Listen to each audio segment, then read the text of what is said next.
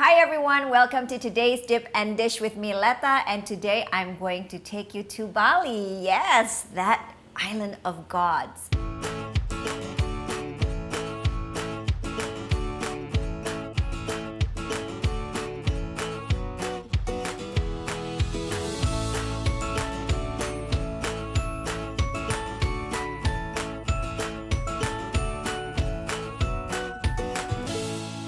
Well, in Bali, there's this one sambal that is really good, and it's called Sambal Matah because today I'm going to make rangginang with shrimp and Sambal Matah. So today's menu is crunchiness, spiciness, and of course, freshness. Now, to be honest, this recipe is inspired by a Thai cuisine called, okay, let me just try to remember what it's called. It's Khao Thang Na Thang. So basically is a dish where they use rangginang or rice cracker, and they have a dip that comes along with it. Okay, so what is rangginang? This is how rangginang looks like. Ta-da! The Indonesian version of Rice Crispy. It's a kind of Indonesian thick cracker made from cooked glutinous rice and seasoned with spices and then dried up in the sun, and then you fry it. And this is how it becomes after you fry it. So it comes in all shapes and sizes, but usually it's more of a round shape, something like this, and this is a mini one. This is a mini rangginang, and you could buy the dried one and then fry it yourself, or you can buy that is already fried like this one. Well, Sambal Matah, as the name suggests, means that it's not cooked. And my version for this one is shallots. And then I'm going to use bird-eye chilies. And then I'm going to use ginger flour. I just love the smell of this. There are many versions of Sambal Matah, but compulsory ingredient is of course the shallots and the chilies. And ginger flour and lemongrass. Now you have to choose between the two because both are really aromatic, so they won't crash the flavors. So just use one. So I'm going to use this instead because I love this better, the ginger flour. And then later on for the topping, I'm going to use the shrimp. And of course, sambal would not be delicious without this, my friend. This little orange or lime that we call jeruk limau. So let's make this Sambal Matah first. Now, these are the shallots. And Balinese Matah style, there's two styles. There's one that are thinly sliced or chopped very fine, but I'm using the one that is just thinly sliced. I'm just going to take about half first. And then the kecombrang or the ginger flour that has also been finely chopped. Now, I'm going to put the oil. Now, what you do is you heat up the oil first. And afterwards, you just pour it into the shallots and then you mix them up together with your hands. You had to make that crackling sound already. I think it's pretty hot already, so I'm gonna just turn off the heat. And then you pour the oil into the mixture of all the raw ingredients. Now I'm gonna squeeze in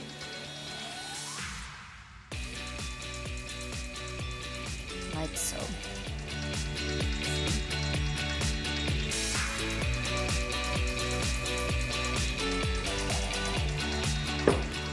And of course, don't forget salt and pepper to taste.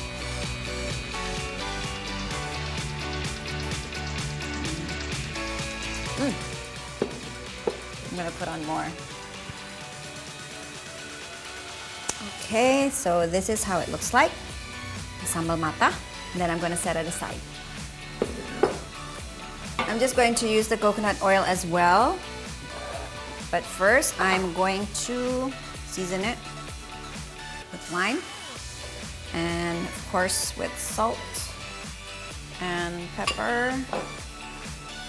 Just have it a good mix. If you have a bigger ranginang, you could use the larger one, of course. This, just saute it for a while, not too long.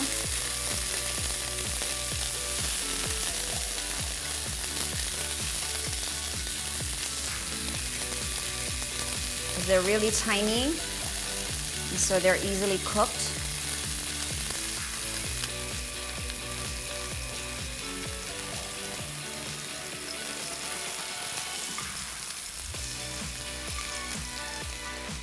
All right, so I'm going to take one ranginang, because some of them are round.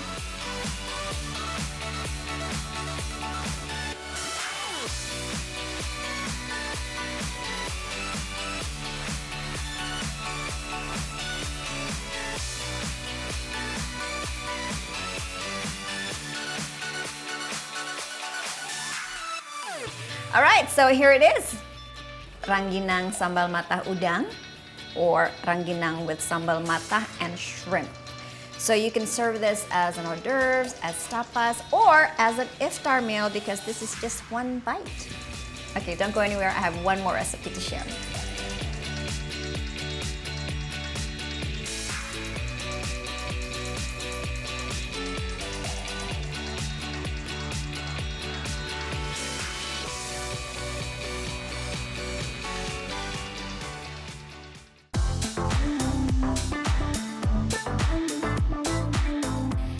For our second menu, I will make a pudding, and this is a very, well, I wouldn't say it's a very traditional in my family, but this is the recipe that my mom used to make when I was a child, except for the butterfly-pea, because today I'm going to make butterfly-pea almond pudding. So basically, it's an almond pudding, but we are going to use a natural coloring from butterfly-pea. And this is what the flour looks like when it's dried. And many households have this in their homes, and you can pick them fresh, and they're actually like violet blue. But now they sell it, the dried ones. And you could also drink this as a hot tea. So benefits about this talang flour is improving memory and overcoming anxiety disorders. Also relieve depression, heal wounds, maintain blood pressure balance, and also to smooth your digestion. So it's perfect during this Ramadan. So what are the ingredients that I need for this pudding? Of course, the butterfly-pea. And then, since it's called almond milk pudding, I have here with me milk, jelly powder, almond essence. This is water for dissolving the pea so the color would come out. And I'm going to use fruit cocktail. Okay, first of all, I'm going to make the natural food coloring by putting 20 pieces of these talang flours, and I'm going to brew it with 100 milliliter of hot water.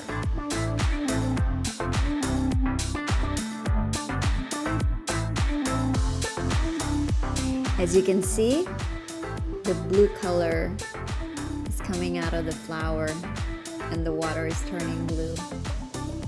How beautiful is that? All right, see, so after a while, this is how dark it becomes. Now we're ready to make the pudding.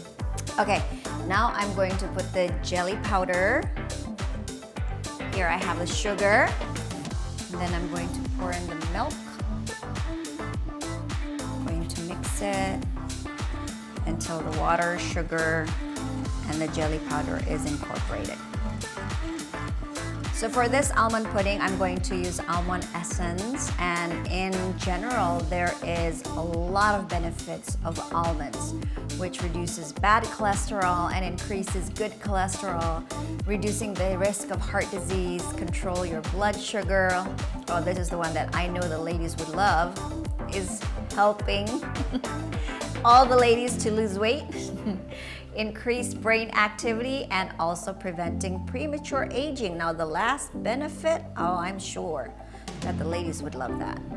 Okay, now I'm going to add the bunga telang.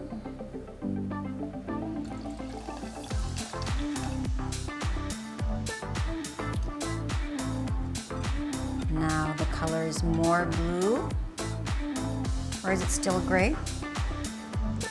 Okay, the sugar and the jelly has been dissolved. And I'm going to turn off the heat. And last but not least, I'm going to put the almond essence in. And why I put it at the end, so the aroma will not evaporate while the pudding was cooking.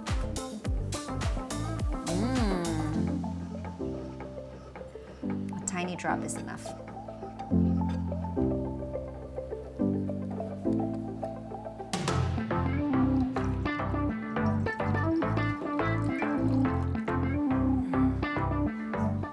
I'm just going to let it cool off for a while, and then I'm going to chill it in the refrigerator. The almond pudding is all set. Now I'm going to cut them into cubes.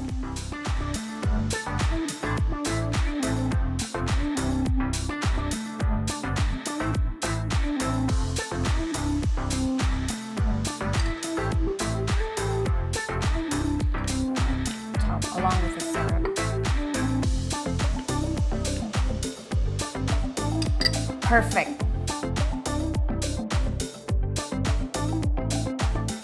So thank you so much for watching Dip and Dish with me, Leta, and I hope to see you again on our next episode. See you soon. Have a blessed Ramadan.